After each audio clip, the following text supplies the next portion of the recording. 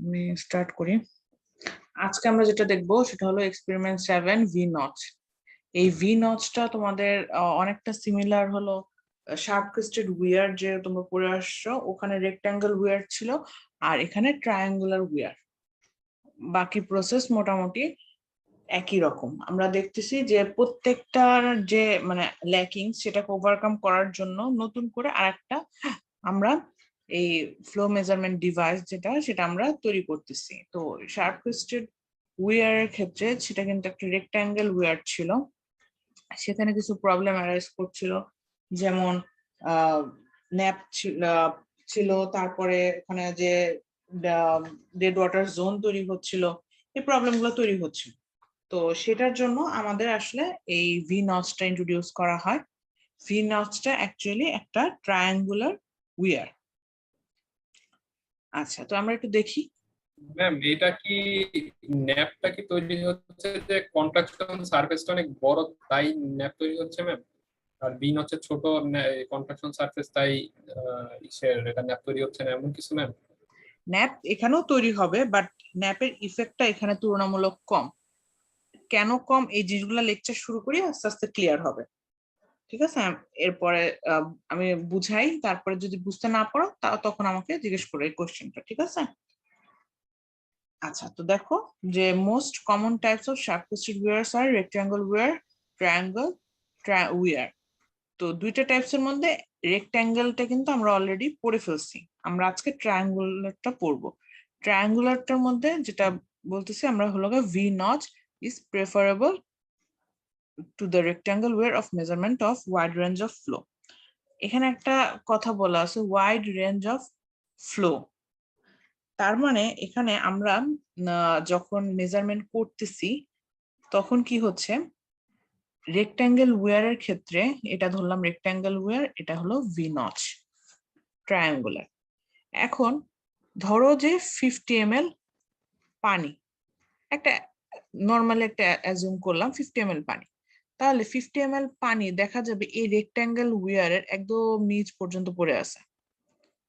আর same জিনিসটা যদি V notch হয় তাহলে, হ্যালো, আচ্ছা দেখো সেম জিনিসটা যদি ভি নচ হয়, এটার ধরো যে এতটুকু পোর্শন ভরবে। কথাটা কি ঠিক কিনা? একটা কোন শেপের জিনিসের মধ্যে যদি একটা পানি নাও, সেটা যে পরিমাণ এরিয়া কাভার করবে, একটা রেক্ট্যাঙ্গেল পোর্শনে যদি একটা পানি নাও, সেটা কিন্তু তুলনামূলক কম স্পেস কাভার করবে। কথাটা কি ঠিক বলছি? জি মিস। আচ্ছা, তাহলে বলো, তুমি গত এক্সপেরিমেন্টও দেখছো যে তোমরা মেজারমেন্ট করতেছি স্কেল দিয়ে, ওই যে ট্যাঙ্ক আছে ট্যাঙ্কের গা থেকে স্কেল দিয়ে মেজারমেন্টটা নিচ্ছ। তাহলে যখন মেজারমেন্টটা নিবা তখন কোনটা তোমার জন্য সুবিধা হবে মেজারমেন্ট করা? এটার ধরো যে কম ফ্লো এখানে, ঠিক আছে, এটা মেজারমেন্ট করা সুবিধা হবে না এটা মেজারমেন্ট করা সুবিধা হবে? কারণ আমরা কিন্তু ম্যানুয়ালি স্কেল দিয়ে মাপতেছি, তাই না? তাহলে কোনটা তোমার জন্য মেজার করা সুবিধা হবে? V notch. ভি নচ কিন্তু মেজারমেন্ট করা সুবিধা হবে, কারণ পানি অল্প হলেও এখানে কিন্তু ডিসটেন্সটা ভালো পাচ্ছি, যেটা আমাদের জন্য কনভেনিয়েন্ট স্কেল দিয়ে মেজারমেন্ট করার জন্য। কিন্তু রেক্ট্যাঙ্গেল উইয়ার যখন নিচ্ছি তখন কিন্তু একদম অল্প পানি হলে একদম নিচের দিকে পড়ে আসছে, ওখানে পানি স্কেল দিয়ে মাপা খুবই ডিফিকাল্ট। তো সেই ক্ষেত্রে দেখা যাচ্ছে যে যদি স্মল অ্যামাউন্টের ফ্লো হয় সেই ক্ষেত্রেও কিন্তু আমরা ভিনস দিয়ে মোটামুটি অ্যাকুরেটলি আমরা মেজারমেন্ট করতে পারি, যে জিনিসটা আমাদের ল্যাকিং ছিল কিন্তু রেক্ট্যাঙ্গুলার উইয়ারে। ওয়াইড রেঞ্জ অফ ফ্লো বলতে এটাই বোঝানো হচ্ছে যে হাই অ্যামাউন্টের ফ্লো তো রেক্ট্যাঙ্গুলার দিয়েও মেজারমেন্ট করা যাবে, ট্রায়াঙ্গুলার দিয়েও মেজারমেন্ট করা যাবে, হাই অ্যামাউন্টের ফ্লো তো কোনো প্রবলেম হচ্ছে না। কিন্তু স্মল অ্যামাউন্টের যে ফ্লো গুলা সেগুলা কিন্তু রেক্ট্যাঙ্গেল উইয়ারের ক্ষেত্রে মেজারমেন্ট করাটা খুবই ডিফিকাল্ট হচ্ছে, এবং এখানে কিন্তু ডিসচার্জের ক্ষেত্রে ইরোড রয়ে যাচ্ছে। তাহলে ফ্লোর যে রেঞ্জ স্মল টু লার্জ, এই যে ফুল রেঞ্জটা, যে কম অ্যামাউন্টে 50 ml পানিও যদি নিই আর 500 ml, দুইটা যে অ্যামাউন্টেরই পানি নেই না কেন, আমি কিন্তু দুইটাই মেজারমেন্ট করতে পারতেছি এই ভি নচ দিয়ে। আমরা কিন্তু এটা দিয়ে মেজারমেন্ট করতে পারতেছি না। তাহলে যদি হাই অ্যামাউন্টের ফ্লো হয় তাহলে সুইটেবল হলো রেক্ট্যাঙ্গেল উইয়ার, আর যদি স্মল অ্যামাউন্ট অথবা লার্জ অ্যামাউন্ট যে কোনো অ্যামাউন্টেরই ফ্লো হোক সেটা আমরা মেজারমেন্ট করার জন্য আমাদের জন্য সুবিধা হলো ভি নচ বা ট্রায়াঙ্গুলার উইয়ার। তাহলে বেনিফিটটা কি বুঝতে পারছি?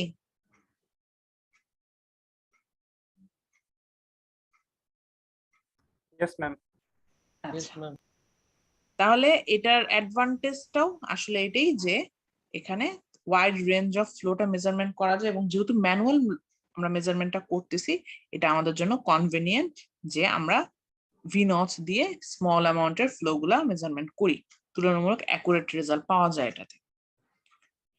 আচ্ছা, এরপরে আসি practical application. when small quantity of flow need to be measured, the V notch is preferable.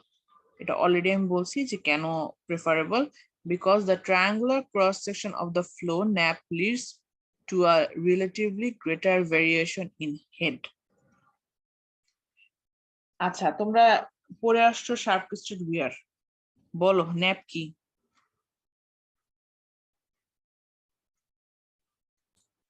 পানি ফ্লো হওয়ার পরে দুই সাইডে কন্ট্রাকশন হওয়ার কারণে এটার ফ্লোটা একটু যে কি দূরে যে ওয়াটার একটা থিন লেয়ার তৈরি হয়, তিন ওইটাই তো লেয়ার nap। যেটা মানে এখানে যদি আমরা ফ্লোটা হয় তাহলে বলতে চাচ্ছ যে এখানে একটা ন্যাপ তৈরি হবে, তাই তো? জি ম্যাম। আচ্ছা, রেক্টেঙ্গেল উইয়ারের ক্ষেত্রে এই জিনিসটা দেখা যায় যে এই ন্যাপ অ্যাকচুয়ালি নেগেটিভ একটা প্রেসার তৈরি করে। এখানে এখানে কি একটা নেগেটিভ একটা প্রেসার তৈরি হয়। তো রেক্টেঙ্গেল উইয়ারের ক্ষেত্রে এই জিনিসটা দেখা যায় যে খুব বেশি, কিন্তু ট্রায়াঙ্গুলার উইয়ারের ক্ষেত্রে ফ্লোটা অনেক দূরে দিয়ে যায় পড়ে, সেজন্য আসলে ন্যাপের প্রভাবটা খুব বেশি একটা থাকে না, কারণ এটা অনেক হাই, মানে গ্রেটার ভ্যারিয়েশন যে কথাটা বলছে যে হেড ডিফারেন্সটা আসলে অনেক বেশি হয়, যেটার জন্য আসলে এখানে খুব বেশি একটা ইফেক্ট পড়ে না ভি নচের ক্ষেত্রে। কারণ দেখতেই পাচ্ছ যে এটা যথেষ্ট, এই সারফেসটা যথেষ্ট ওয়াইড, এবং এখানে কিন্তু কোনো, যদি রেক্টেঙ্গেল হইতো তাহলে এখানে কিন্তু একটা সারফেস পাইতো, যেটা মানে ইউজুয়ালি ন্যাপেটে যখন পানিটা ফ্লো হচ্ছে তখন এটার গা ঘেঁষে ফ্লো না হয় টু সরে যায় ফ্লো হচ্ছে, তখন এখানে একটা ডেড ওয়াটার জোন তৈরি হচ্ছে। আর এখানে কিন্তু পানিটা ফ্লো হওয়ার জন্য সাফিসিয়েন্ট অ্যামাউন্টের জায়গা পাচ্ছে, এখানে কিন্তু কোনো পানিটা ফ্লো হওয়ার জন্য কোনো মানে ডিস্টারবেন্স বা কোনো প্রকার কোনো এখানে বাধা নাই। তো এই ক্ষেত্রে দেখবে তুলনামূলক রেক্টেঙ্গেল উইয়ার চেয়ে ট্রায়াঙ্গুলার উইয়ারটা সুইটেবল হয়। আচ্ছা, তারপরে ভি নচের ক্ষেত্রে অ্যাডভান্টেজ যেটা, very small flows and measure reasonably larger flows, মানে স্মল ফ্লো মেজারমেন্ট করতে পারতেছে, লার্জ ফ্লো যেটা সেটাও মেজারমেন্ট করতে পারতেছি, দুইটার ক্ষেত্রে আমরা মেজারমেন্ট করতে পারতেছি। আচ্ছা, এখন একটু বলো। হ্যালো, শুনতে পাচ্ছি না আমি তোমাদের কথা।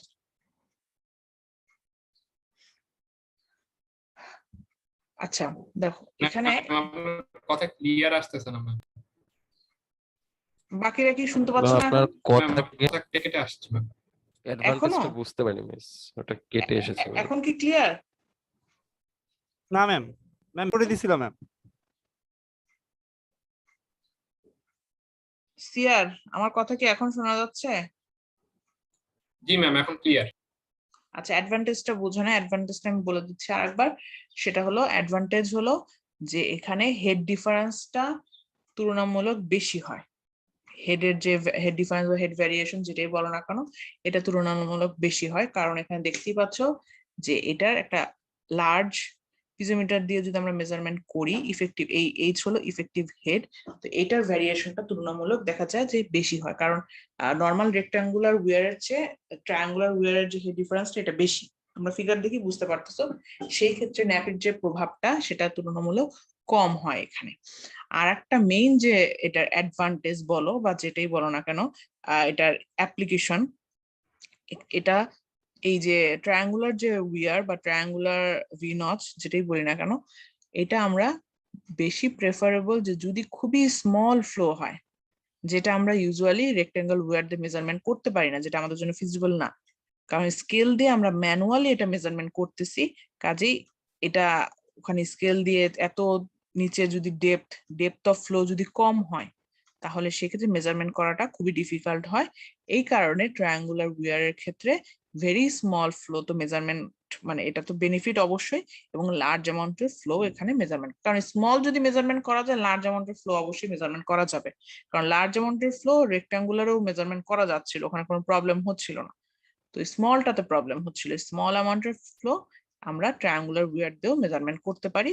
সেটাতে সুবিধা হলো যে এখানে ডেপথ অফ ফ্লো যদি মানে কমও হয় তারপর আমরা মেজারমেন্ট করতে পারি। বুঝা গেছে?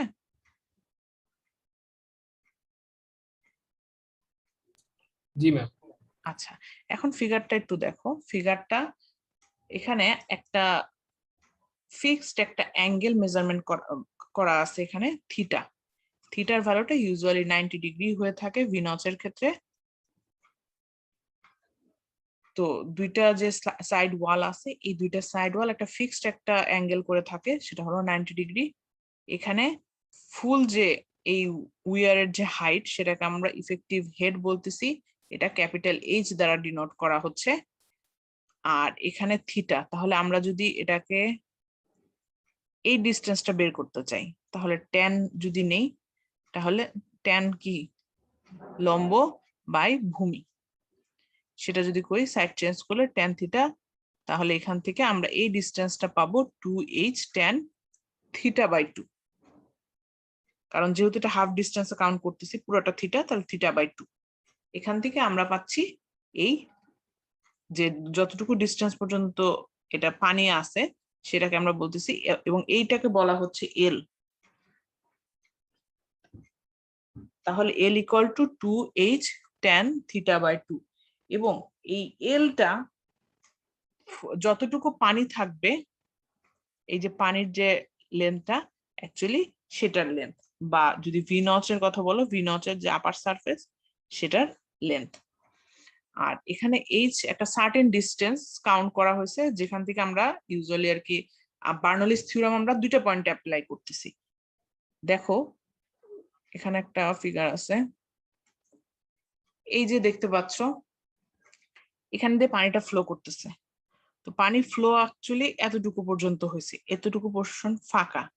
তো আমরা এই পয়েন্টে একবার বার্নলিস থিওরাম অ্যাপ্লাই করতেছি, এখানের এই পয়েন্টে একবার বার্নলিস থিওরাম অ্যাপ্লাই করতেছি। তো এই দুইটা পয়েন্টে বার্নলিস থিওরাম অ্যাপ্লাই করার পর দেন এটার মধ্যে থেকে ডিফারেন্স নিয়ে আমরা ফার্দার ক্যালকুলেশন করব। তো এই দুইটা পয়েন্টে আসলে বার্নলিস থিওরাম অ্যাপ্লাই করা হয়। তো এটার জন্য এখানে একটা সার্টেন ডিস্টেন্স যেখানে পানি আছে সেটাকে আমরা বলতেছি এইচ, এবং এখানে আমরা ছোট একটা ডিস্টেন্স নিয়ে ক্যালকুলেট করি। আমরা ইন্টিগ্রেশন ডিফারেন্সিয়েশন সুবিধার জন্য আমরা ফুল সেকশনটাকে ছোট ছোট খণ্ডে বিভক্ত করে নিই, তো সেটাকে আমরা ডেল এইচ কনসিডার করতে। বলো বার্নলিস থিওরামটা একবার একটু বলবেন? বার্নলিস থিওরাম তোমরা ইয়া করে আসছো না, যে প্রেসার। না ম্যাম, অ্যাপ্লাই এর বিষয়টা একটু বলবেন এই জায়গায়? আচ্ছা আচ্ছা, অ্যাপ্লাই। আচ্ছা, এখানে দুইটা পয়েন্টে আমরা বার্নলিস থিওরামটা অ্যাপ্লাই করতেছি। দেখো এখানে পানি যখন ফ্লো করতেছে, এতটুকু পোরশন পর্যন্ত পানি ফ্লো করতেছে, এতটুকু কিন্তু ফাঁকা। তাই এই ফাঁকা পোরশনটার মধ্যে একবার বার্নলিস থিওরাম অ্যাপ্লাই করব, তখন কি আমরা ভেলোসিটি হেড পাবো। বার্নলিস থিওরামে কি কি আছে? Pressure head P by gamma, V square by 2g আর জেড। আচ্ছা, এখন তাহলে বলো এই ফাঁকা পোরশনটাতে কি আমরা প্রেসার হেড ভেলোসিটি হেড পাবো? এই পোরশনটা না ম্যাম। তাহলে কিন্তু 1 নাম্বার পয়েন্টের জন্য এটা 0 হয়ে যাচ্ছে, এটা 0 হয়ে যাচ্ছে, শুধু পাচ্ছি জেড এলিভেশনটা। এলিভেশনটা কত? এলিভেশনটা হলো এইচ। 1 নাম্বার পয়েন্টের জন্য এটা পাচ্ছি। আর 2 নাম্বার পয়েন্টে তখন কিন্তু আমরা সবই পাচ্ছি, প্রেসার হেডেড পাচ্ছি 2 নাম্বার পয়েন্টের জন্য P by gamma, V square by 2g, কারণ পানির ফ্লো যেহেতু তার মানে প্রেসার থাকবে, ভেলোসিটিও থাকবে, জেড থাকবে। তাহলে আমরা 1 নাম্বার পয়েন্টে বার্নলিস থিওরাম অ্যাপ্লাই করলাম, 2 নাম্বার পয়েন্টে বার্নলিস থিওরাম অ্যাপ্লাই করলাম। এরপর আমরা ফার্দার ক্যালকুলেশন করব। বোঝা গেছে এবার? Yes ma'am. আচ্ছা, তো এই যে দুইটা পয়েন্টে আমরা দুইটা বার্নলিস থিওরাম নিলাম, আমরা এখানে দেখো এখন আমরা ক্যালকুলেশনে আসি। এইচ অলরেডি বলছি হাইট অফ ওয়াটার সারফেস বা ইফেক্টিভ হেড, দুইটা সেম কথাই। থিটা হলো angle of V notch, width of notch, নচের উইথটা হলো L equal to 2h tan theta by 2, এটা আমরা অলরেডি দেখে আসছি। এবং ম্যাম একটা এখানে আমরা থিটা তো 90 ডিগ্রি ধরে নিচ্ছি, তাহলে পর তো শুধু এইচ আসার কথা না, 2h আসার কথা না? 90 ডিগ্রি ধরে নিচ্ছি, ক্যালকুলেশন করে পরে দেখবা যে 2h আসে, বাট ফর্মুলা আমাদের ডিরাইভ করতে হবে না। কখনো যদি আমরা ভিনস 90 ডিগ্রি না করলাম, অন্য কোনো অ্যাঙ্গেল জি ইউজ মিস। করলাম, তাহলে সেক্ষেত্রে ইকুয়েশনটা, মেইন ইকুয়েশনটা জানা থাকলে আমরা যে অ্যাঙ্গেলই বানাই না কেন আমরা বের করতে পারবো। ঠিক আছে, আচ্ছা, তো একটা সার্টেন একটা স্ট্রিপ নিলাম, সেটাকে আমরা বলতেছি ডেল এইচ বা ডিএইচ, এবং এখানে হেড আছে এইচ। আচ্ছা, উইথ অফ স্ট্রিপ, এই স্ট্রিপের উইথ ডাব্লিউ, এই যে চিকন একটা স্ট্রিপ দেখলা, এটা ছিল টোটালটা এল, তাহলে এল বের করছি, এখন এটাও তো বের করতে হবে, এটা হলো ডাব্লিউ। তো এই পোর্শনটুকু আমরা নিয়ে কাজ করতেছি। W equal to 2h minus small h tan theta by 2। কারণ দেখো আমরা এইটুকু তো ডেভেলপ করিয়ে আসছি, এখন এখানে পার্থক্যটা কি, এতটুকু জানতে হলে টোটালটা হলো h, আর এই ফাঁকা পোর্শনটা হলো স্মল h।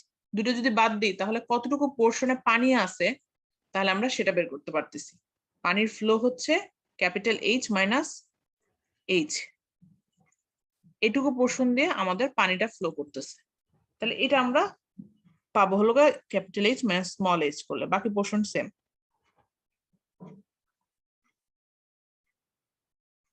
আচ্ছা, বাকি পোর্শন আমাদের সেম থাকতেছে। এরপরে আসি, যদি ডিফারেন্সিয়েশন করি আমরা ছোট স্ট্রিপটার সাপেক্ষে, যদি আমরা ওখানে এক্স ভেলোসিটি নেই, তাহলে সেখান থেকে আমাদের ইকুয়েশনটা আলটিমেটলি এটা আসতেছে, যেখান থেকে আমাদের তো ইকুয়েশন ডিরাইভেশন লাগবে না, এবং আমরা 0 এবং h এটার মধ্যে যদি ইন্টিগ্রেশন করি, তাহলে আলটিমেটলি কিউটি এর ফর্মুলা দাঁড়াচ্ছে 8/15√2g tan theta by 2 h 5/2। h 5/2, তার মানে এখানে ভ্যালু আসতেছে 2.5 ই তো আসার কথা, হ্যাঁ 2.5। তাহলে তোমাদের n এর ভ্যালু 2.5, তাহলে এটা আমরা কাজে লাগবে কোথায়, আমরা যখন গ্রাফ আঁকবো তখন গ্রাফটা কেমন হবে এটা মনে রাখবা। আমি কিন্তু পরে জিজ্ঞেস করবো তোমাদের যে তোমরা গ্রাফের কোন গ্রাফটা, যে ক্যালিব্রেশন গ্রাফটা হবে কেমন হবে। তো আমাদের n এর ভ্যালুটা 2.5, সেখান থেকে পাচ্ছি কে এইচ। কেটা কি, কেটা হলো একটা কোফিশিয়েন্ট যেটা 8/15√2g tan থিটা বাই 2, এখান থেকে আমরা কে এর ভ্যালু বের করতে পারবো। দেন সিডি আমরা বের করা জানি কিউ এ বাই কিউটি, দেন এখান থেকে কিউ এ ইকুয়াল টু, আচ্ছা এতটুকু পোর্শন কি সি না অ্যাকচুয়ালি, কারণ আমরা নর্মাল ক্যালিব্রেশন ইকুয়েশন কি জানি, এটা না, তাহলে এখানে সি ইকুয়াল টু কি, কে সি ডি না, বোঝা গেছে এটা।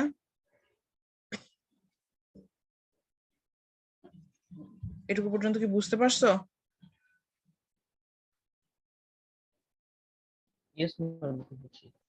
আচ্ছা, এরপরে আসি, আমাদের এই এক্সপেরিমেন্টটা খুবই ছোট্ট। আচ্ছা, এরপরে আসি ফুল কন্ট্রাকশন, পার্শিয়াল কন্ট্রাকশন, এই দুইটা কি জিনিস একটু দেখি, একটু এখানে একটু বোঝার বিষয় আছে। ফুল কন্ট্রাকশন কি আর পার্শিয়াল কন্ট্রাকশন কি? কন্ট্রাকশন কোথায় কোথায় হচ্ছে বলো তো, একটা ভিনস, এখানে কন্ট্রাকশনটা কোথায় কোথায় হয়?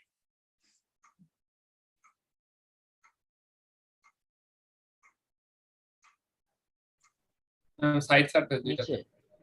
দুইটা সাইড সারফেস হচ্ছে, তাই না? দুইটা সাইড সারফেসে এখানে কন্ট্রাকশনটা হচ্ছে।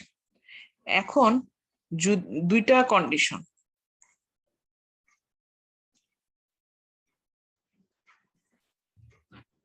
%, যদি পানিটা কম হয় আর এইচ এর ভ্যালু যদি 50% চেয়ে বেশি হয়। এখন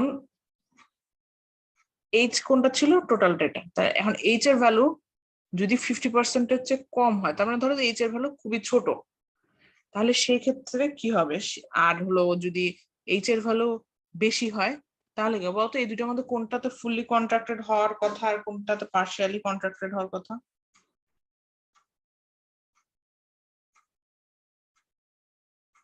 ভুল হোক আমি বলে তো দেবই, আইডিয়া একটু শুনি ম্যাম কেমন হয়। সেকেন্ডটাতে স্যার ম্যাম ফুললি, আর ফার্স্ট এটাতে ম্যাম পার্শিয়াল। আচ্ছা, রিজনটা কি একটু বলো তো শুনি। সেকেন্ডটাতে ফুল কন্ট্রাকশন, প্রথমটাতে হাফ কন্ট্রাকশন। এখন শোনো, এখন হলো আমি বলি, দেখো কার কারটা ঠিক হয়েছে। এইচ এর ভ্যালু যদি 50% এর চেয়ে কম হয় তাহলে ফুললি কন্ট্রাক্টেড, আর যদি 50% এর চেয়ে বেশি হয় তাহলে পার্শিয়ালি কন্ট্রাক্টেড। রিজনটা কি? রিজনটা এখন দেখি। তো তোমাদের কন্ট্রাকশনটা তো এরকম হয়, পার্শিয়ালি ফুললির ক্ষেত্রে যেহেতু কম একদম নিচের দিকে, তার মানে কি পানির ফ্লোটা কম, আর পার্শিয়ালির ক্ষেত্রে পানির ফ্লোটা বেশি, তাই তো। এখন ফুললি কন্ট্রাকশন যখন হচ্ছে তখন পানিটা দেখতে পাচ্ছ একদম নিচের দিকে বেড লেভেলের কাছাকাছি লেগে গেছে। তাহলে এই অল্প জায়গার মধ্যে দিয়ে যখন পানিটা ফ্লো হবে, সাইড ফ্রিকশন তো আছেই, সাইডের ফ্রিকশনটা তো আছেই, অ্যাডিশনাল এখানে যোগ হচ্ছে বেড লেভেল আছে না আমাদের, তাহলে বেড লেভেলের সাথে ফ্রিকশনটা হবে না, কারণ পানি তো বেড লেভেলের কাছাকাছি চলে আসছে। তাহলে এখানে অ্যাডিশনাল বেড লেভেলের থেকে ফ্রিকশনের যে ইফেক্টটা সেটাও যোগ হচ্ছে। কিন্তু পার্শিয়ালির ক্ষেত্রে যেহেতু একটা ওয়াইড রেঞ্জ দিয়ে প্রোভাইড করতেছি আমরা, এখানে দেখো যখন পার্শিয়ালির ক্ষেত্রে এইচ এর ভ্যালুটা যখন হায়ার অ্যামাউন্ট, তখন কি এই বেশি ওয়াইড পোর্শন দিয়ে পানিটা ফ্লো হচ্ছে। তো সেই ক্ষেত্রে বেনিফিটটা কি? বেড লেভেল থেকে অনেক উপরে ফ্লো হচ্ছে। তাহলে শুধুমাত্র সাইডের ফ্রিকশন গুলাই ভ্যালিড, তারপরেও সাইডের ফ্রিকশন এখানে কম হবে, কারণ যত পানি নর্মাল, তোমাদের নর্মাল। হ্যালো, এখন শুনতে পাচ্ছ?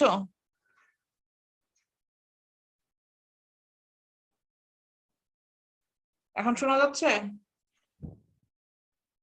ম্যাডাম কথা অনেক কেটে কেটে আসছে ম্যাম, শুনতে পারি নাই ম্যাম। আচ্ছা, এই প্রশ্নটা আমি আরেকবার বলি, সেটা হলো এইচ এর ভ্যালুটা যদি 50% এর চেয়ে কম হয় আর 50% এর চেয়ে যদি বেশি হয়। এইচ এর ভ্যালু যদি 50% এর চেয়ে কম হয় তার মানে কি পানির ফ্লোটা করতেছে, পানির যে ফ্লোটা হচ্ছে সেটা একদম নিচের যে পোর্শনটা সেখান দিয়ে পানির ফ্লোটা হচ্ছে। আর এইচ এর ভ্যালু 50% চেয়ে বেশি মানে পানির ফ্লোটা হচ্ছে ওয়াইড যে গ্যাপ, সেই মানে সেই ওয়াইড গ্যাপ দিয়ে ফ্লোটা হচ্ছে। তাহলে এইখানে কিন্তু বেড লেভেলের কাছাকাছি ফ্লোটা হচ্ছে, তাহলে এখানে অ্যাডিশনাল বেড লেভেলের যে ফ্রিকশনটা সেটাও এখানে অ্যাড হচ্ছে। আর এটা কিন্তু বেড লেভেল থেকে অনেক উপরে পানিটা ফ্লো হচ্ছে, সেই ক্ষেত্রে এখানে কিন্তু বেড লেভেলের যে ফ্রিকশন সেটার ইফেক্ট এখানে পড়তেছে না। তাছাড়াও যখন এটা নর্মাল একটা কমন সেন্সের বিষয়, দেখো যে যখন একটা ওয়াইড গ্যাপ দিয়ে ফ্লো হচ্ছে সেখানে ফ্রিকশন বেশি হবে, নাকি যখন একটা স্মল গ্যাপ দিয়ে ফ্লো হচ্ছে তখন ফ্রিকশনটা বেশি হবে? অবশ্যই যখন স্মল গ্যাপ দিয়ে ফ্লো হচ্ছে তখন ফ্রিকশন বেশি হবে। তাহলে 50% এর চেয়ে বেশি হলে সাইড ওয়ালের যে ফ্রিকশন সেটা হয়, সেটা তো অবশ্যই হবে, যেহেতু ফ্লো হচ্ছে অবশ্যই ফ্রিকশন আসবে, কিন্তু তুলনামূলক অনেক কম হয় কম্পেয়ার টু এই স্মল গ্যাপ দিয়ে ফ্লো। তো সেই জন্য এইচ এর ভ্যালু যদি 50% এর চেয়ে কম হয় ফুললি কন্ট্রাক্টেড পাই আমরা, আর যদি 50% এর চেয়ে বেশি হয় তাহলে পার্শিয়ালি কন্ট্রাকশনটা আমরা পাই। বোঝা গেছে?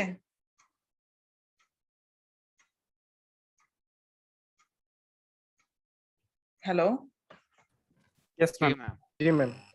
আচ্ছা, তো ফুললির ক্ষেত্রে দেখা যায় যে মোটামুটি আমাদের অ্যাঙ্গেলটা যেহেতু মোটামুটি 90 ডিগ্রি ফিক্সড, তো আমরা ফুললি কন্ট্রাকশনের ক্ষেত্রে আমরা সিডি এর ভ্যালুটা আমরা মোটামুটি নোন ভ্যালু, সেটা হলো 0.6। পার্শিয়ালির ক্ষেত্রে আমাদের ভ্যালুটা বের করে নিতে হয়, সেটা হলো আমরা যে এখন যে প্রসেসটা দেখবো সেই প্রসেসে আমরা করব। এখন দেখি এখানে কি বলা আছে। Hydraulic point of view, wire may be fully contracted at low head while at increasing head becomes partially contracted. যেটা বললাম যে কম হেড ডিফারেন্স লো ভ্যালু থেকে হায়ার ভ্যালুর মধ্যে আস্তে আস্তে 50% একটা অ্যাজিউমড, মোটামুটি একটা অ্যাজিউমড ভ্যালু বলছি তোমাদের। এটা ভাবো না যে এটা স্ট্যান্ডার্ড কোনো ভ্যালু, 50% এটা জাস্ট একটা অ্যাপ্রক্সিমেট আমি বলছি। তো এই 50% এর চেয়ে মোটামুটি ধরো যে লো ভ্যালু থেকে যখন হাই ভ্যালুর দিকে যায় তখন আস্তে আস্তে পার্শিয়ালি কন্ট্রাক্টেড হয়। এবং বলা আছে যে along sides of V-notch are not fully developed to the proximity of the wall and bed of approach channel. তার মানে ফুল যে কন্ট্রাকশন সেটার সময় আমরা তিনটে টাইপসের সাইড ফ্রিকশন এবং বেড লেভেলের যে ফ্রিকশন সেটা পাচ্ছি। পার্শিয়ালের ক্ষেত্রে এটা ফুল ডেভেলপ হয় না। আচ্ছা, তো এই মোটামুটি কথাবার্তা। আর পার্শিয়ালের ক্ষেত্রে আমাদের যেহেতু এখানে ভ্যারিয়েশন হয়, তো সেক্ষেত্রে আমাদের ম্যানুয়ালি এটা বের করতে হয় এক্সপেরিমেন্ট করে। আর যদি ফুললি কন্ট্রাক্টেড হয় সেক্ষেত্রে সিডি এর ভ্যালুটা মোটামুটি নোন, সেটা হলো 0.6। বোঝা গেছে? তোমরা কি বুঝতে পারছো? জি ম্যাম। আচ্ছা, ম্যাম ভি নচে কি করা যায়? বুঝিনি, কি বললা? কোশ্চেনটা বুঝিনি। ম্যাম ভি নচের ক্ষেত্রে কি আমরা ফ্লোটা কন্ট্রোল করতে পারবো কোনো কিছু চেঞ্জ করে, যেমন অ্যাঙ্গেল? অ্যাঙ্গেল খুব একটা বেশি চেঞ্জ করা হয় না, কারণ 90 ডিগ্রি এটা মোটামুটি বলতে পারো স্ট্যান্ডার্ড অ্যাঙ্গেলই এটা ফলো করা হয়। কাজে ফ্লোটা খুব বেশি চেঞ্জের পসিবিলিটি এখানে নাই, একটু কম। ঠিক আছে, আচ্ছা তো ডাটা গুলা দেই। আচ্ছা, এক্সপেরিমেন্টটা তোমাদের একটু দেখায় আসি আগে, তারপর তোমাদের ডাটা প্রোভাইড করি। ম্যাম যদি এখানে আমরা থিটার ভ্যালু যদি, একটা কোশ্চেন ছিল, থিটার ভ্যালু যদি আমি খুবই কমাই দিই তাহলে পরে কি আমার কি ন্যাপ ক্রিয়েট হওয়া একদমই বন্ধ হয়ে যাবে, নাকি ন্যাপ ক্রিয়েট হওয়া মানে ন্যাপের তখন পরিমাণটা বাড়বে, এই তখন বাড়বে। ফ্লোটার যে ন্যাপ, হ্যাঁ, থিটা কমে গেলে তাহলে ন্যাপ, থিটার ভ্যালু কম কম হলে বাড়বে ন্যাপ বাড়বে, তাই তো? হ্যাঁ ন্যাপ বাড়বে।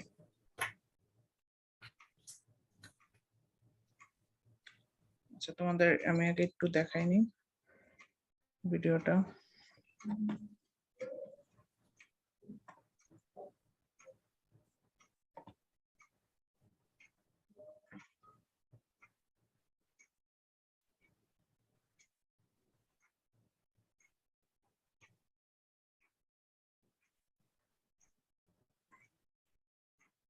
দেখতে পাচ্ছ? Yes ma'am.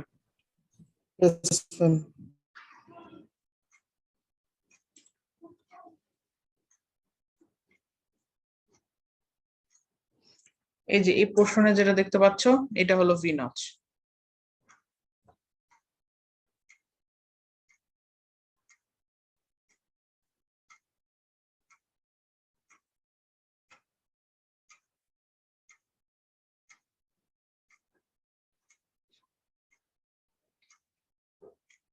একই রকম প্রসেস আগের মতোই, শার্প ক্রেস্টেড উইয়ারে যেরকম ভাবে করছো একই রকম প্রসেস, জাস্ট এখানে পার্থক্য হলো এখানে উইয়ারটা চেঞ্জ।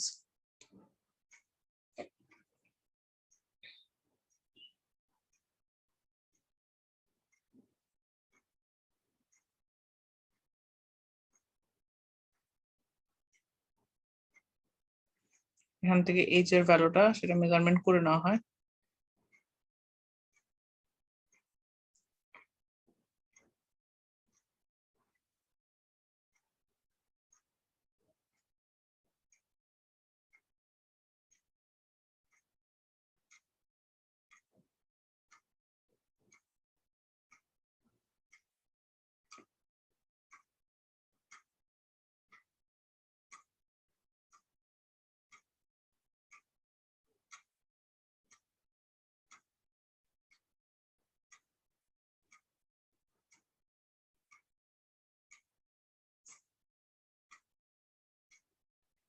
এখানেও পিজোমিটার থেকে রিডিংটা নেওয়া হয়, ইনিশিয়াল রিডিং আর ফাইনাল রিডিং।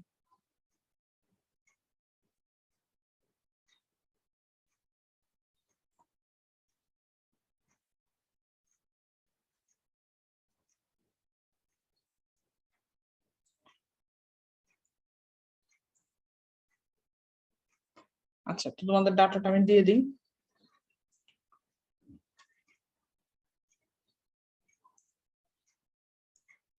আচ্ছা, ডাটাগুলো তুলে নাও।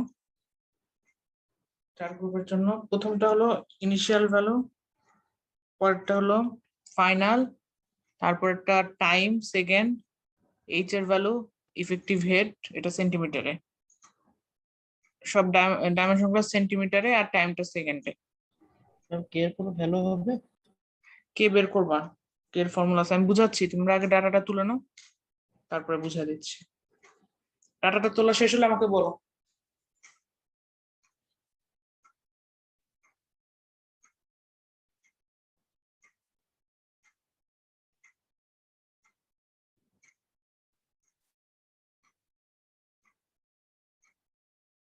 ডাটা তোলা হয়েছে?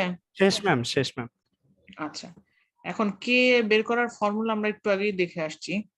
দেখো,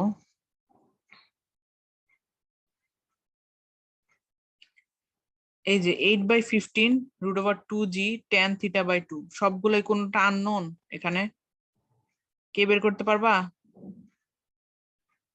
জি মিস, পারবো ম্যাম। আচ্ছা, এরপরে আমাদের কি লাগবে দেখি একটু। আচ্ছা, কে বের করতে পারবো? ইনিশিয়াল রিডিং, ফাইনাল রিডিং আমি দিয়ে দিছি। ভলিউম অফ ওয়াটার পারবো না আমরা বের করতে? টাইম দিয়ে দিছি। অ্যাকচুয়াল ডিসচার্জ কিউএ বের করার ফর্মুলাটা কি? P/T। আচ্ছা, তারা এখানে একটু চেঞ্জ। আচ্ছা হ্যাঁ, v/t দিয়ে তোমরা কিউএ বের করে ফেলতে পারবা। এইচ এর ভ্যালু আমি দিয়ে দিছি। আর কিউটিটা বের করবা